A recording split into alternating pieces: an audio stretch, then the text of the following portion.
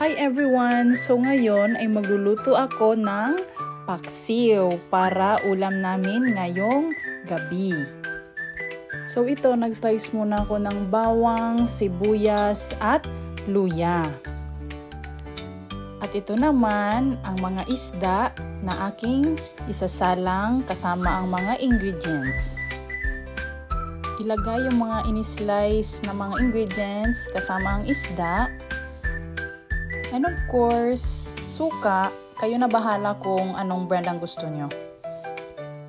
Konting paminta, kayo na bahala kung yung ground bang gusto nyo or yung powdered. So, pwede din yung mga buo-buo. So, it's your choice kung anong gusto nyo lang.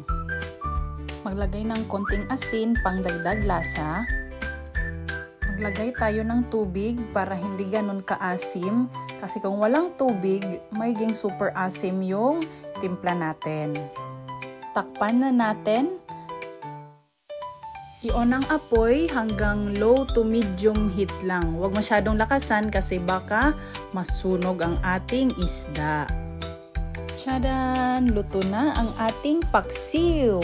Ready na ito, i-serve at kainin. So yun lang guys. Thank you for watching.